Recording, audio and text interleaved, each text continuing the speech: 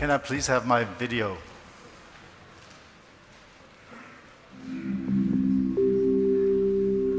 Alexa, set timer for 30 seconds. 30 seconds starting now. Alexa, play my favorite playlist. Okay.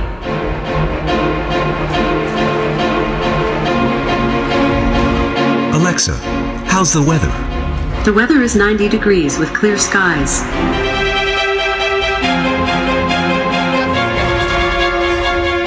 Alexa, order a salami pizza.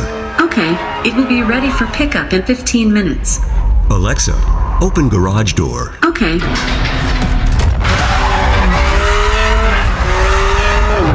Alexa, how did you like our first ride?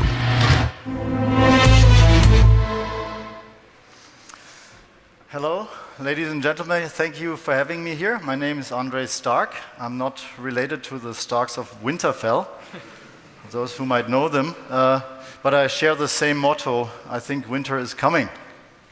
And winter is coming in the sense that I think the automotive industry is at a changing point, already beyond it probably, and I would like to talk to you about those topics today. I've come with 3 ideas. First of all, I do believe that the real game changer in the automotive industry is autonomous cars and connected cars. I'll talk about that in a second. Secondly, I do believe that owning or going to the digital customer interface is really, really essential for car manufacturers. And lastly, we do believe that platformization is the only way to get there, because that's the only way to play in this world. But let me start with what we already know are the challenges of today. And I think all of those that you see here, from environment, urbanization, I think that will come later on as well, especially regulation, CO2 aspects for the automotive industry, and then with that one also, of course, digitalization and the customer in front are these mega trends that we are seeing impacting the industry heavily, because this is going to change our way of working forever. What I mean with this is BMW has an answer for these challenges, and I think this is an answer that some of the other OEMs also have. And in our strategy, it's called ACES, Autonomous, Connected, Electrified, and Shared. I'll come to that in a second. I think with some of our competitors or friendly competitors, it's called CASE. So you see it's the same abbreviation in a different shape or form. But you see, these things are obvious, but they are not alike, because those 4 have different meaning. What I mean with this is, I do believe that electrification is important because it's going to change the way we drive a car and what kind of pollution it will create, for regulatory purposes as well as for urbanization. That plays a major role. But the game changer actually is, as I said in the beginning, is autonomous driving, fully machine driving, and that is only possible with a car and a customer being entirely connected all the time, at any given moment in time. And only if we have that, a truly shared economy in cities is possible, because without that, it's just not feasible. Let me explain that in a second. I do believe there's a sort of like a way forward. Right now, we're still seeing a traditional OEM manufacturing cars, which is lovely, and I do love these fast cars that you have seen in the video. I mean, I really do like them, but I think we're facing probably a time where this is going to be ending, because these fast cars will have only a remote place in our lives. I'll come to that. Secondly, I do believe right now we're entering the phase of a smart car with digital services, and the Alexa example you've seen in the video, which we announced yesterday, is not the beginning, but is another step in the right direction. The car is increasingly connected and actually enabled with digital services, so you don't even have to press a button. You just say, Alexa, please do this and that, and the car will react to it. I think that's a major step forward, but certainly not the end. So this is still the traditional line that we're walking, but we believe that that the car as a service, meaning that you actually start to somehow service a car more and more, is the next level of evolution for the industry, which is going to be followed by mobility as a service offered by different companies, including ourselves, of course, which then will end in a completely connected life, whatever that means. I think this is really important to keep in mind that we're on that trajectory up there, which includes new business models. It certainly includes new players in that space, and we're talking about a 2.2 trillion market in the world in terms of mobility services. But we need to take that into concept and context, and I think this is what my next slide, which is a bit conceptual, is trying to show. So on the x-axis, you see sort of like the horizon from a complete ownership of cars. Somebody buys a car, total cost of ownership is with that person and that person alone, with a car standing around for 23 hours a day and only being used 1 hour, almost everywhere on the planet. And on the other, and here the major KPI actually is the number of cars sold, still driving this industry, the OEM industry, all over the world. Now, on the other side, you have a complete shared economy where actually there's no or almost no ownership of cars, and the important thing is not anymore the number of cars, it's the number of rides being done with a fleet of cars owned by somebody. Okay? So that's the one axis. The other one is actually the connectivity, connected car, and autonomous axis. And if you look at the lower end, it means 100% human driving. So that's what we have known for the last 100 years. And only just recently we have entered the next stage, which is the level 2 of an autonomous driving, where you can actually, let's say, still touch the wheel, but it certainly can drive a little bit on its own and actually help you with the assistance systems to not have an accident in that case. But that's only level 2. Now, on the far upper side, on the machine side, you will see the level 5 of autonomous driving. And level 5 of autonomous driving means absolutely no, and I mean no, driver is necessary in order to move the vehicle or the pod or whatever it is. And I mean absolutely nothing. So there is 100% machine driving, probably no consciousness involved, but 100% intelligence and sensoring. And this is a long journey still, I must say, and we probably see also some aspects on that way, because some of the investors in mobility companies lose their faith that a complete level 5 autonomous driving capability is going to come soon, because that is going to get rid of taxi drivers and all the other personal stuff and costs that are involved in that business model. So 5 is up there, 1 is down there. I believe that in the left, is it left? Yes, left quarter, there's nowhere back. The industry and the digitalization and all the trends will not allow us to stay there or go back there. I think in the upper side, I think we have an opportunity for quite some time still with the ownership model and also in the levels of autonomous driving to get high margin on cars. It's still possible in rural areas certainly, but also probably in urbanized areas where ownership is still allowed in a few years from now.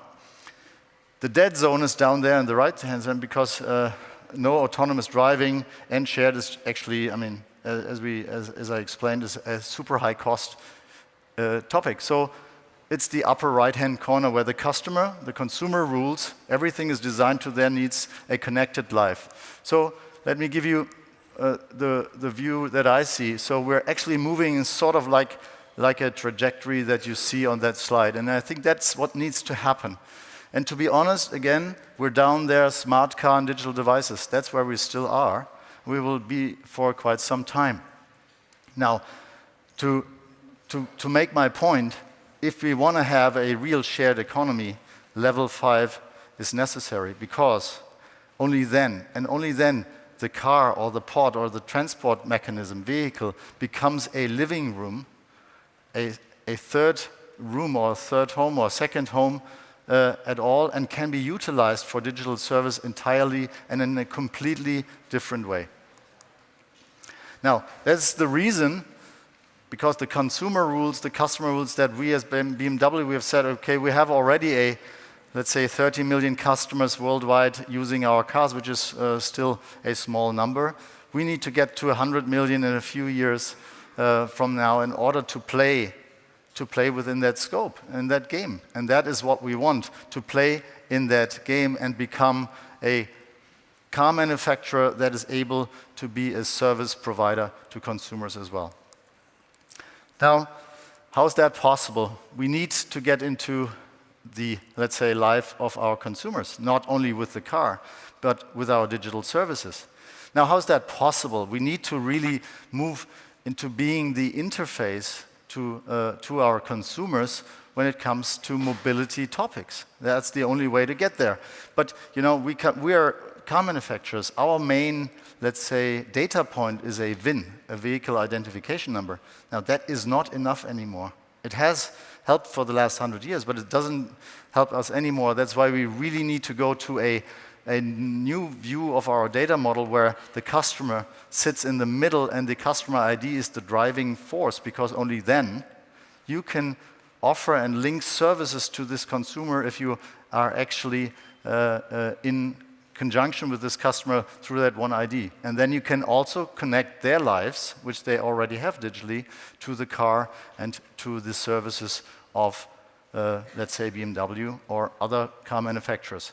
Now, the idea that how we want to do this, for example, is that we do believe that we're in the mobility space. So mobility is core to us, and the three main themes that we have there is how to manage my car, of course, remotely or wherever I want to do this, being able to lock or unlock, to start or turn it down, to do whatever I want with the car, and that is allowed remotely and at my convenience. Secondly, of course, I want to get from A to B in the time that I need and that I want at my leisure and my convenience. So really, we do care about the journey itself, because the journey itself has a starting point and has an end, and our job is to get the customer there in sheer driving pleasure, whatever that means in the future. That's an interesting topic, actually. Now, and the third point is we need to, the customer already has a Spotify account or a Prime account. We cannot ignore that, and we don't want to ignore that. So this customer needs to bring his life with him in the relationship with BMW and make that used within the journey and the car context. And I think that's what we really want to do. And we can only do this and be successful if we do that intelligently connected, if it's seamless integrated, meaning that we do not have to differentiate anymore if I'm outside the car or moving into the car. The car is, of course, recognizing that I'm going in there and will adapt to my specific needs and will actually serve me as I like it. Last but not least, it needs to be personalized and contextual. Why is that? I think personalized, I explained that already, the car is my device, and I want this car to be as I like. So whenever I enter the car, the seat adjusts automatically, whatever needs to be adjusted from the wheel needs to happen. It automatically recognizes what kind of, let's say, drive mode I want to drive in, and those kind of things. But we need contextual information for that. We need to learn with our customers, and that's when personalization only makes sense. Of course, and I think that is it's profane to say, but we still need to say it because it's not happening yet.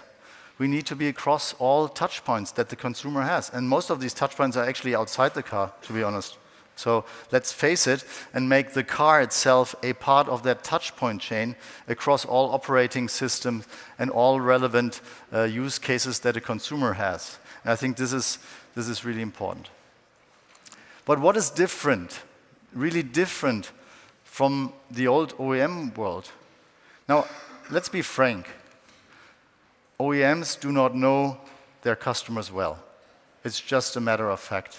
Sometimes it's business model driven because it's wholesale and only the dealer knows it. Sometimes it's just because, as I said, the VIN is in the center of the business model because we're selling cars and not the consumer itself.